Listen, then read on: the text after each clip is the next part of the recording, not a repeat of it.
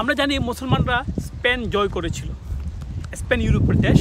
মুসলমানরা স্পেন জয় করলেও ইউরোপের অন্যান্য ভূখণ্ডে যেতে পারল না কেন?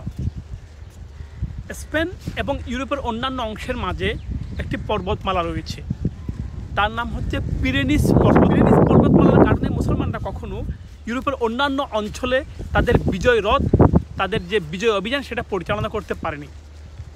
তার মানে কি মুসলমানরা কখনো চেষ্টা করেনি? স্পেন জয় করার 20 বছরের মাথায় আব্দুর রহমান আল গাফেকি নামক একজন সেনাপতির নেতৃত্বে মুসলমানরা পিরেনিজের অপর পাশে ফ্রান্সে আক্রমণ করতে চেয়েছিল।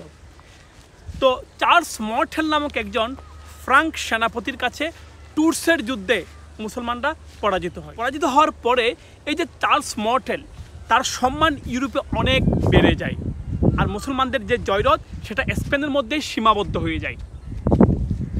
চার্লস মর্টেলের পরে এই যে ফ্রান্স, সেখানে ক্ষমতায় আসেন তার ছেলে পপেন, এবং পপেন একইভাবে উত্তরাধিকার সূত্রে বাবার যে সম্মান মর্যাদা সেটা ভোগ করেছিল। পপেনের পরে ক্ষমতায় আসে শার্লিমেন নামক একজন নৃপতি। তিনিও ফ্রান্সে খুবই দুর্দণ্ড প্রতাপের সাথে শাসন করে যাচ্ছিলেন। সে সময়ে রোমানরা, অর্থাৎ ইতালির যে রোম কেন্দ্রিক রোমান সাম্রাজ্য ছিল, সেটার প্রায় পতন হয়ে গিয়েছিল। তো সেই রোমানরা শার্লিমেনের কাছে গেলেন, তাকে গিয়ে বললেন যে আপনি রোমান শাসক হয়ে যান, এবং তিনি সে কথা মেনে নিলেন। মেনে নিয়ে তিনি সত্যি সত্যি একজন রোমান শাসক হয়ে গেলেন, এবং নতুন করে রোমান সাম্রাজ্য প্রতিষ্ঠিত হলো দি হোলি রোমান এম্পায়ার নামে।